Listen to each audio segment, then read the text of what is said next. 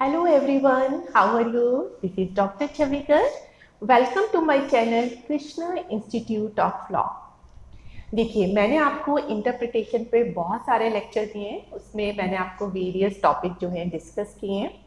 ये बहुत ही इंटरेस्टिंग और बहुत ही जो है इम्पॉर्टेंट सब्जेक्ट है आपका इंटरप्रिटेशन। वैसे बहुत इंटरेस्टिंग है, बट समटाइम पीपल को बड़ा कंफ्यूजिंग लगता है। तो आई होप कि आपको जितने भी मैंने लेक्चर दिए हैं सब बहुत हेल्पफुल रहे होंगे। तो आज मैं आपको लेक्चर दूंगी स्ट्रिक्ट कंस्ट्रक्शन ऑफ टैक्सिंग और फिस्कल इंस्टीट्यूट। तो जो टैक्सिंग और फिस्कल इंस्टीट्यूट होते हैं उनके इंटरप्रिटेशन में हम स्ट्रिक्ट कंस्ट्रक्शन का यूज करते हैं। तो सबसे पहले तो हम समझेंगे कि टैक्सिंग और फिस्कल इंस्टीट्यूट किसे कहते हैं। देखिए, कोई भी गवर्नमेंट जो है आपको पता है टैक्स लगाती है अपने स्टेट के मेंबर पे, और इस टैक्स का पर्पस क्या होता है? क्योंकि उसको रिवेन्यू कलेक्ट करना होता है।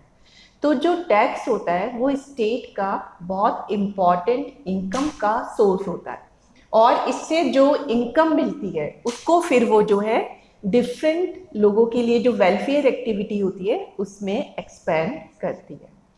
तो जो भी इंस्टीट्यूट टैक्स लगाने से रिलेटेड होते हैं उनको हम या तो टैक्सिंग इंस्टीट्यूट बोलते हैं या फिर हम फिस्कल इंस्टीट्यूट बोलते हैं। तो क्लियर हो गया? The institute which are dealing with the tax in any way those are called taxing और फिस्कल इंस्टीट्यूट। तो जैसे आपके एग्जाम्पल कौन कौन से हो सकते हैं? इनकम टैक्स एक्ट, क्योंकि इनकम पे लगता है। गिफ्ट टैक्स एक्ट, आपकी गिफ्ट पे टैक्स लगा रहे हैं। वेल्थ टैक्स एक्ट, आपकी वेल्थ पे जो है टैक्स लगता है। तो जब हम इन टैक्सिंग या फिर फिस्कल इंस्टीट्यूट का कंस्ट्रक्शन करते हैं तो जो प्लेन मीनिंग हमें पता चलता है बिल्कुल उसी हिसाब से हम इनका स्ट्रिक्ट कंस्ट्रक्शन देते हैं।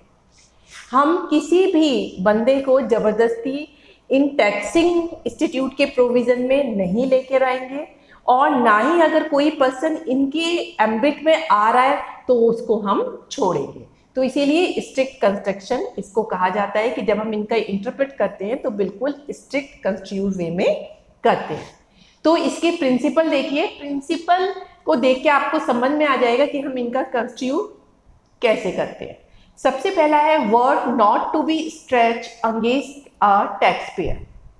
जब हम इन टैक्सिंग इंस्टीट्यूट को इंटरप्रेट करते हैं तो हमें इंटरप्रेट करते समय ध्यान में रखना चाहिए कि अगर वर्ड्स का जो बिल्कुल क्लियर या बिल्कुल जो प्लेन मीनिंग है वो उसको टैक्स पेयर को उस टैक्स के एम्बिट में नहीं लेके आ रहा है तो हम जबरदस्ती उसको स्ट्रेच नहीं करेंगे अगेंस्ट ए टैक्स पेयर। मतलब हमारा पर्पस ये बिल्कुल नहीं होगा कि हमें जबरदस्ती किसी पर्सन को जो है टैक्स की एम्बिट में लेकर आना है। नेक्स्ट इसका प्रिंसिपल है ambiguous word to be constitute in favour of tax payer.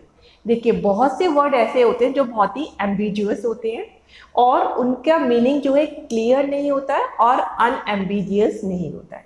तो जब हम उनको इंटरप्रेट करते हैं तो उनका इंटरप्रिटेशन दो तरीके से हो सकता है, या तो वो टैक्स पेयर के बेनिफिट में जाए या टैक्स पेयर के जो टैक्स पेयर है उनके अगेंस्ट में जाए। तो इंटरप्रिटेशन करते समय हमें ये चीज़ ध्यान रखनी है कि हम जो भी इंटरप्रिटेशन लें वो उनकी फेवर में जानी चाहिए, उनके अगेंस्ट में नहीं जानी चाहिए। तो इस तरीके से हमको स्ट्रिक्ट कंस्ट्रक्शन करना है। थर्ड प्रिंसिपल कहता है हार्डशिप और equitable consideration to be ignore. देखिए, अगर हमारा कोई वर्ड का हम इंटरप्रेट करते हैं और उसकी वजह से किसी टैक्स पेयर को, किसी पर्सन को कोई हार्डशिप होती है, कोई प्रॉब्लम होती है, तो हम सिर्फ उसी हार्डशिप की वजह से उसको टैक्स के दायरे में लाने से नहीं छोड़ सकते, क्योंकि हार्डशिप जैसी कंसीडरेशन को हमें इग्नोर करनी ही पड़ेगी। क्योंकि अगर हम ऐसा नहीं करेंगे, इस प्रिंसिपल को फॉलो नहीं करेंगे, तो जब भी कोई टैक्स देता है तो उसे तो हार्डशिप फील ही होती है, क्योंकि उसे तो लगता है कि मेरी इनकम जो है कम हो गई है और अपनी इनकम का कुछ पार्ट में गवर्नमेंट को जो है टैक्स की फॉर्म में दे रहा हूँ। तो टैक्स पेयर को तो हमेशा उस टैक्स से हार्डशिप ही लगेगी। इसीलिए हम हार्डशिप और इक्विटेबल कंसीडरेशन को हमेशा इग्नोर कर देते हैं। तो इस प्रिंसिपल हमें क्या कहते हैं कि जब भी हम टैक्सिंग और फिस्कल इंस्टीट्यूट को इंटरप्रेट करेंगे तो हमें देखना है, हमें जबरदस्ती किसी टैक्स पेयर को टैक्स के एम्बिट में नहीं लेके आना है। अगर वर्ड्स बिल्कुल क्लियर नहीं है, किसी चीज के दो इंटरप्रिटेशन लगनी है, तो इंटरप्रिटेशन हमेशा टैक्स पेयर की फेवर में जाएगा, और टैक्स पेयर को उससे कोई हार्डशिप होती है तो सिर्फ इसी बेसिस पे हम उस इंटरप्रिटेशन को ये नहीं है कि नहीं मानेंगे, बल्कि हम उसे मानेंगे, क्योंकि हार्डशिप को हम इग्नोर नहीं कर सकते। इसमें आपके दो बड़े अच्छे फेमस केस हैं, Martin dairy and farm versus Union of India. तो पहला कौन सा केस है आपका, Martin dairy and farm versus Union of India. इसमें क्या था, जो भी आपके मिल्क प्रोडक्ट थे, जैसे आपकी दही, छेना, कर्ड, ये सब चीज़ें हो गई, अगर इन्हें कोई लूज क्वांटिटी में बेचता था तो उस पर कोई भी सेल टैक्स नहीं लगता था। लेकिन जैसे ही वो उन्हें कंटेनर में रख के बेचता था, सील कर देता था, तो फिर उन पे जो है टैक्स लग जाता था, फिर वो एग्जेम्प्टेड नहीं थे।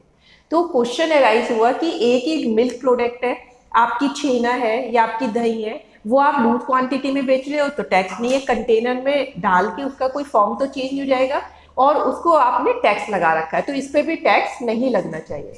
तो फिर इस रूल को फॉलो किया गया और उन्होंने कहा कि देखिए, हम इसमें क्या करते हैं, स्ट्रिक्ट कंस्ट्रक्शन में जो उनका बिल्कुल प्लेन मीनिंग है वही लेते हैं। तो लूज क्वांटिटी में है तो सेल टैक्स नहीं लगेगा, लेकिन फिर आपने लिखा है अगर वो सील्ड कंटेनर में है तो उस पर सेलर की सील जो है एफिक्स हो जाती है। तो इस केस में हम मानेंगे कि कोई भी चीज़ अगर सील कंटेनर में जाती है तो फिर उस पर हम टैक्स लगाएंगे ही लगाएंगे।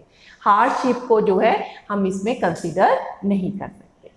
अब इसमें नेक्स्ट केस था Philip John Thomas versus commissioner of income tax का। कौन सा केस था ये आपका, Philip John Thomas versus CIT का, कमिश्नर ऑफ इनकम टैक्स का। इस केस में क्या हुआ, जो इनकम टैक्स था वो कहता था कि अगर किसी हस्बैंड ने अपनी वाइफ को कोई प्रॉपर्टी ट्रांसफर करी बिना एडिक्वेट कंसिडरेशन के, ठीक है, बिना एडिक्वेट कंसिडरेशन के अगर कोई हस्बैंड अपनी वाइफ को प्रॉपर्टी ट्रांसफर करता है और उस प्रॉपर्टी से वाइफ को कुछ इनकम होती है, तो वो इनकम भी हस्बैंड की इनकम में ही इंक्लूड होगी। ये इसलिए किया गया था ताकि हस्बैंड की जो इनकम है वो उसे दो जगह डिवाइड ना कर दे, अपनी इनकम में और वाइफ की इनकम में।